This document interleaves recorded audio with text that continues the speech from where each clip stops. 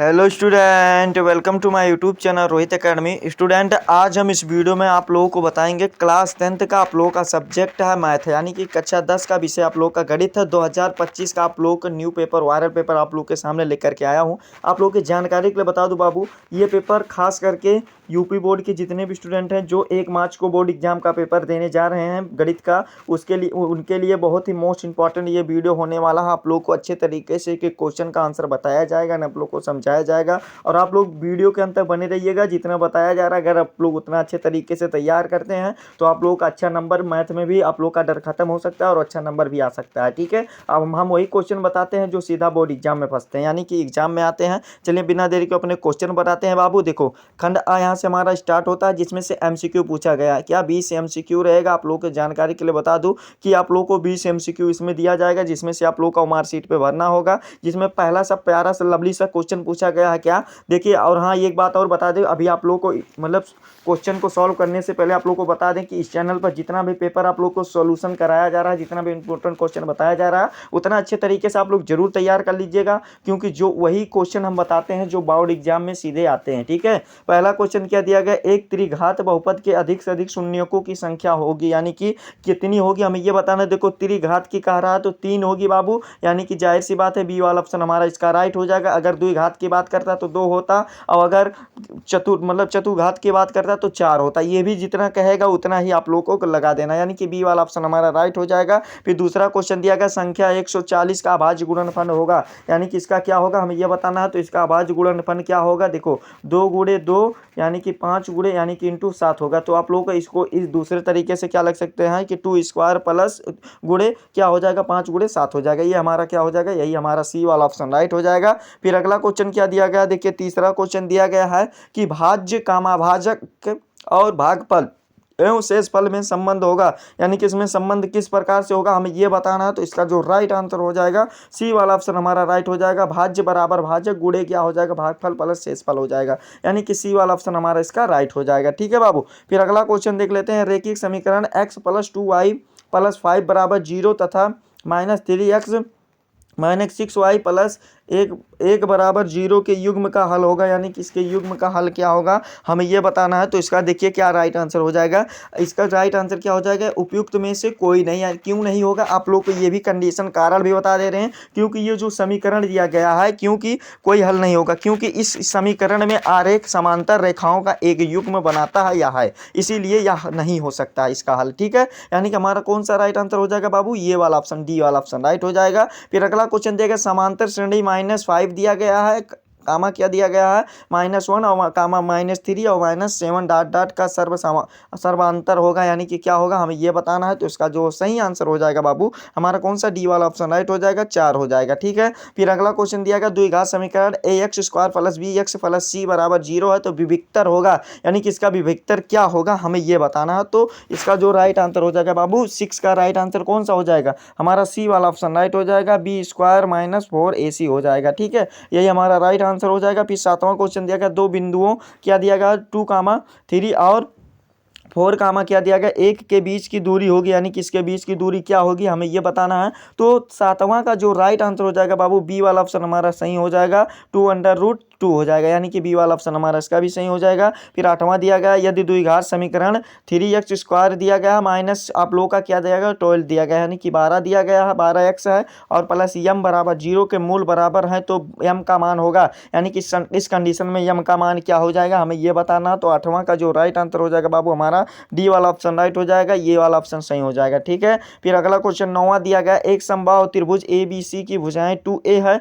उसके प्रत्येक शीर्ष लंब की लंबाई होगी, यानी कि उसके प्रत्येक शीर्ष लंब की लंबाई क्या होगी हमें यह बताना है। तो इसका 9वें का जो सही आंसर हो जाएगा हमारा सी वाला ऑप्शन इसका राइट हो जाएगा, a√3 हो जाएगा, क्या हो जाएगा a√3 हो जाएगा, ये सी वाला ऑप्शन हमारा सही हो जाएगा। फिर 10 वाला क्वेश्चन देखिए क्या दिया गया, निम्न सारणी में आप लोगों का मध्य बताना है, यानी कि ये जो सारणी दिया गया है इसका हमें मध्य बताना है। ठीक है, देखो ये आप लोगों को वर्ग बारंबारता इस क्रम में दिया गया और बारंबारता यहाँ पर दिया गया, वर्ग अंतराल यहाँ पर दिया गया और यहाँ पर बारंबारता दिया गया। तो इस कंडीशन में इसका जो क्या हो जाएगा मध्य जो हो जाएगा क्या हो जाएगा बाबू, देखो 10वां का जो राइट आंसर हो जाएगा हमारा बी वाला ऑप्शन राइट हो जाएगा। इसका 4 माध्य इसको सॉल्व करने पर जो राइट आंसर निकल कर आएगा 4 आ जाएगा। ठीक है, फिर अगला क्वेश्चन दिया गया साइन 27 डिग्री दिया गया और फिर अपान क्या दिया गया कॉस 63 डिग्री दिया गया। तो इसका मान क्या होगा हमें ये बताना, तो इसका मान 1 होगा। हमारा ए वाला ऑप्शन इसका राइट हो जाएगा। फिर अगला क्वेश्चन दिया गया यदि कॉस ए बराबर क्या दिया गया √3/2 हो तो साइन 2a का मान होगा, यानी कि साइन 2a का मान क्या होगा हमें ये बताना है। इसका क्या सही आंसर हो जाएगा डी का हमारा राइट आंसर, इसका 12 का जो राइट आंसर हो जाएगा डी वाला ऑप्शन राइट हो जाएगा, √3/2 हो जाएगा। ठीक है, ये डी वाला ऑप्शन हमारा सही हो जाएगा। फिर अगला क्वेश्चन दिया गया है कि 1 + 10 स्क्वायर ए और अपान क्या दिया गया 1 + cot स्क्वायर ए का मान होगा, यानी कि इसका मान क्या होगा हमें ये बताना। 13 का जो सही आंसर हो जाएगा 10 स्क्वायर ए हो जाएगा, डी वाला ऑप्शन इसका भी सही हो जाएगा। फिर अगला क्वेश्चन दिया गया साइन 2a बराबर 2 साइन ए सत्य होगा जबकि ए बराबर है, यानी कि जबकि ए किसके बराबर है हमें ये बताना। तो 14 का जो सही आंसर हो जाएगा बाबू ये हमारा 60 अंश के बराबर होगा, डी वाला ऑप्शन हमारा सही हो जाएगा। फिर अगला क्वेश्चन 15 वाला दिया गया है कि क्या दिया गया है कि 22 सेंटीमीटर परिधि वाले एक वृत्त के चतुर्थांश का क्षेत्रफल होगा, यानी कि इसका क्षेत्रफल क्या होगा हमें यह बताना है। तो इसका राइट आंसर जो हो जाएगा बाबू 77/8 सेंटीमीटर स्क्वायर हो जाएगा, ये हमारा सी वाला ऑप्शन इसका राइट हो जाएगा। फिर अगला क्वेश्चन दिया गया कैप्सूल का संयोजन है, यानी कि कैप्सूल का संयोजन क्या होता है हमें यह बताना। तो 16 का जो राइट आंसर हो जाएगा बी वाला ऑप्शन राइट हो जाएगा, एक बेलन और 2 अर्धगोले का होता है। ठीक है, बी वाला ऑप्शन हमारा इसका सही हो जाएगा। फिर अगला क्वेश्चन दिया गया यदि कुछ आंकड़ों का मध्य बहुलक क्रमशः 32 तथा 35 है तो उसका माध्यक होगा, तो उसका माध्यक 33 होगा, क्या होगा 33 होगा, हमारा डी वाला ऑप्शन राइट हो जाएगा। फिर अगला क्वेश्चन दिया गया है कि निम्नलिखित बारंबारता सारणी में बहुलक वर्ग है, यानी कि बहुलक जो बार बार आते हैं वही बहुलक कहलाते हैं। तो इसमें बार बार क्या आया है बाबू, इसका जो राइट आंसर हो जाएगा हमारा कौन सा सही आंसर हो जाएगा बाबू, इसका जो देखो 18 का राइट आंसर हमारा कौन सा सी वाला ऑप्शन राइट हो जाएगा, 10 और 15 यही सी वाला ऑप्शन हमारा सही हो जाएगा। फिर अगला क्वेश्चन 19 वाला दिया गया दो पासों को एक साथ उछालने पर दोनों पासों पर प्राप्त संख्याओं का योगफल 10 होने की प्रायिकता होगी, यानी कि इसके प्रोबेबिलिटी क्या होगी हमें यह बताना। तो 19 का जो राइट आंसर हो जाएगा बाबू 1/12 हो जाएगी, क्योंकि हमारा ए वाला ऑप्शन राइट हो जाएगा इसका। फिर अगला क्वेश्चन दिया गया है क्या कि एक पासे को एक बार फेंकने पर सम संख्याओं प्राप्त होने की प्रायिकता क्या होगी हमें ये बताना है। तो इसका जो राइट आंसर हो जाएगा 20 का राइट आंसर हमारा सी वाला ऑप्शन राइट हो जाएगा, 1/2 हो जाएगा। इस प्रकार से हमारा ये सी वाला ऑप्शन राइट हो जाएगा। इस प्रकार से आप लोग का 20 नंबर भी कंप्लीट हो गया एमसीक्यू वाला। चलिए आगे का जो क्वेश्चन दिया गया उसको आप लोग को बता दे रहे हैं, इसको अच्छे तरीके से आप लोग नोट कर लीजिएगा और इसको अच्छे तरीके से तैयार कर लीजिएगा। बाबू क्वेश्चन को बताना हमारा काम है, तैयार करना आप लोगों का है। देखिए क्या दिया गया खंड बा यहाँ से हमारा स्टार्ट होता है, जिसमें से वर्णनात्मक प्रश्न दिया गया है, जिसमें से आप लोग का 21 वाला क्वेश्चन क्या पूछा गया सभी भाग को हल करना है। इसी प्रकार से आप लोगों का भी 1 मार्च को भी क्वेश्चन देखने को मिलेगा, यानी कि इसी पैटर्न पर मिलेगा। ठीक है, का वाला इसमें क्वेश्चन दिया गया एक घन का आयतन कितना दिया गया 1331 सेंटीमीटर क्यूब है, तो इसके प्रत्येक भुजा ज्ञात कीजिए, यानी कि इसके प्रत्येक भुजा को ज्ञात करना है। 2 नंबर का क्वेश्चन है, तो इसका जो राइट आंसर यानी कि एरिया जो निकल कर आएगा ए बराबर आप लोग का 31,331 आ जाएगा, यानी कि 31,331 ही आ जाएगा, यानी कि हमारा कौन सा राइट आंसर हो जाएगा इसका यही आप लोग का आंसर आएगा। इसको सॉल्व कर लीजिएगा अच्छे तरीके से। फिर ये आप लोग का द्विघात समीकरण, ये समीकरण दिया गया, इसमें मूल और पी का मान बताना है, तो इसका पी का मान 2 ही आएगा, आप लोग का ये वाला भी आंसर हो जाएगा। इसको आप लोग को देखिए, आप लोग को क्वेश्चन बताना हमारा काम है, तैयार करना आप लोग इसको अच्छे तरीके से जरूर आप लोग प्रिपेयर कर लीजिएगा बाबू। ठीक है, मोस्ट इंपॉर्टेंट क्वेश्चन आप लोगों को बताया जा रहा है, आप लोगों को काम है तैयार करना, बताना हमारा काम है। और अगला क्वेश्चन गा वाला दिया गया यदि कॉस थीटा बराबर कितना दिया गया है, कॉस थीटा बराबर 15/17 हो तो साइन थीटा का मान होगा क्या होगा। 2 नंबर का क्वेश्चन है, इसको भी अच्छे तरीके से आप लोग तैयार कर लीजिएगा।